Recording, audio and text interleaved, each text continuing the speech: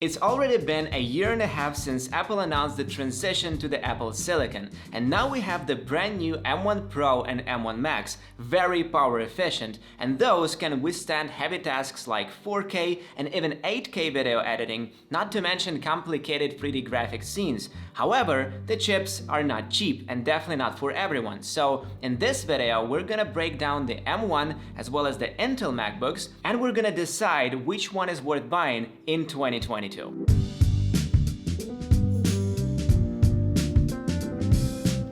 what's up? My name is Otto Weiner, and before getting basically any expensive machine, we're most concerned about three things: price, quality, and performance. And the choice might get pretty complicated because you're not certain about the things you're gonna use this machine for. But I found some key points, some key steps that you can follow while choosing the best MacBook for your needs in 2022. The tests that I'm gonna show you in this video are based on my personal experience using the M1 13-inch MacBook Pro as well as 16-inch M1 Pro and M1 Max, and on the experience of the guys from Max Tech. They did an incredible job of testing out the latest MacBooks, so definitely check out their content if you want to explore the MacBooks from inside out. So one question that may be jumping around your head: is the 13-inch M1 MacBook Pro worth getting right now? Can I save money and get the 7-core GPU MacBook Air? And the short answer is yes. In this case, it's better to save money. You're paying like $300 to $400 more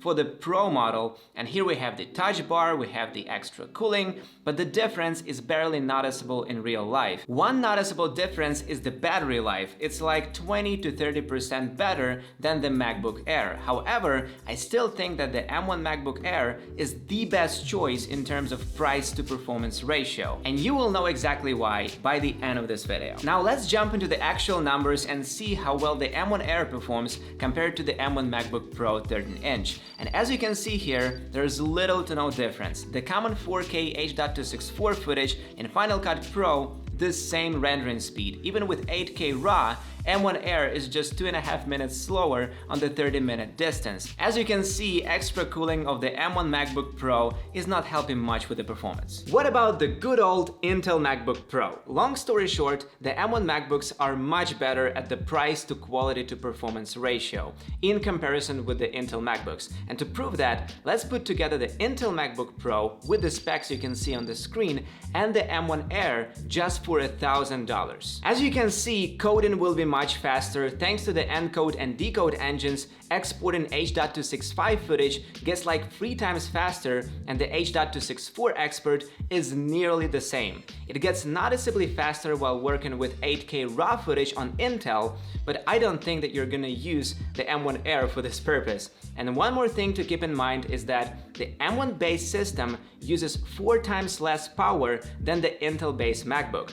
It's pretty serious though. Now let's move to the brand new M1 Pro, the base model for $2,000. Is it worth paying extra $1,000 for this machine? I would say it is, only if your workflow is more professional, video and graphics oriented. So things like ProRes, like Blender, like Unreal Engine, like working with a lot of 42 megapixel photos, because ProRes exports like 4 times faster, Blender like 90% better. The only thing that is almost the same is the H.264 export. So if you edit simple videos for YouTube and social media and it's the 8-bit H.264 footage from a semi-professional camera like Sony A7C, then I don't see a reason to pay more for the 14-inch M1 Pro, unless you want to get a better display, extra ports, speakers and all this stuff right in this MacBook. Next, M1 Pro and M1 Max. Very important to keep in mind is that you will get almost the same workflow experience on the M1 Pro and M1 Max. So we're talking about the same smooth workflow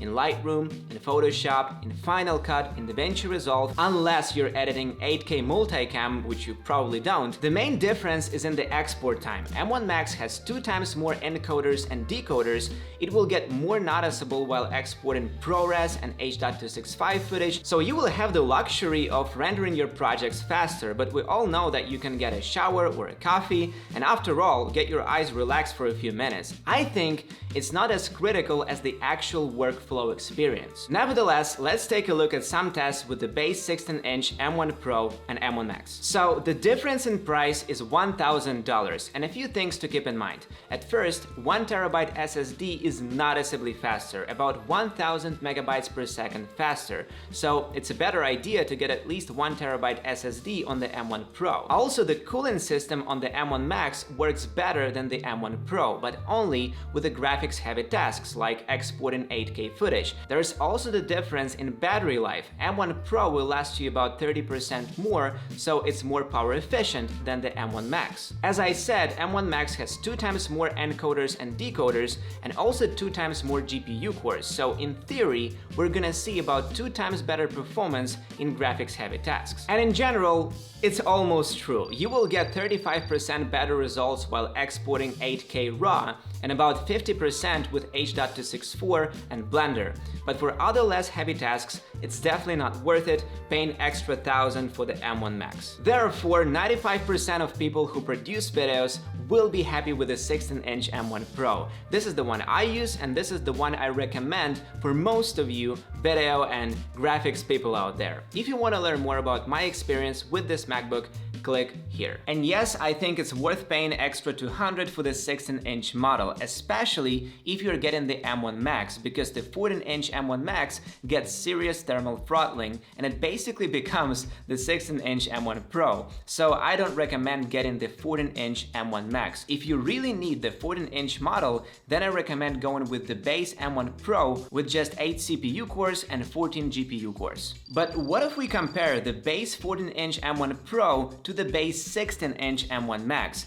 Not even a 2 times difference, so I don't think that for most of you it's worth paying extra $1,500. The 14-inch M1 Pro holds up pretty well. So for most of you out there, I would recommend picking the base M1 MacBook Air or the base 16-inch M1 Pro. You can go with the 14-inch, however, like I said before, I think it's worth paying extra $200 for the 16-inch, but it's just me. Talking about the cheapest option, the M1 MacBook Air, I recommend getting the base model for $1,000, upgrading just the SSD if you need to. But sometimes it's a better idea to save money and get an external SSD plus an external RAID system like the one I have on the table right now, this body, for keeping your files safely in there. But it depends on your tasks, and for some it might be more beneficial to get extra storage right inside the MacBook. So if your budget is limited and you're looking for something compact, inexpensive and powerful at the same time, then go with the M1 Air, especially if your workflow does not involve heavy footage. Yes, you won't get the new ports, the new display and speakers. However, if you have an external monitor at home, if you have good headphones and you're okay with buying a dongle with ports, then it might be the best option for your workflow. Okay, now what about the unified memory? According to the tests from MaxTech, there's barely any difference between the 16 and 32 gigs. You get about the same rendering speed with a lot of tabs open in browsers and a lot of apps open. Well, 64 gigs, I honestly don't understand who needs it, it's way overkill. So to simplify this, just get the base 16 gigs and you will be happy. What do we have in summary? The M1 MacBook Air is probably the best pick for most of you. Good performance for a good price. The 14-inch M1 Pro is compact and powerful. Plus, you can always connect an external monitor. The 16-inch M1 Pro is almost perfect, and I think is the best choice for 90% of professionals who work with video and graphics. The 16-inch M1 Max is for those who need even more power. So if you export many videos per day, you edit heavy 8K projects, and you're a beast in 3D graphics, then is the one for you. And a little pro tip, pick the base models and upgrade just the SSD if you need to. Hit the like button if you like the video, click on one of the pictures you see on the screen, and I will see you next time. Bye bye.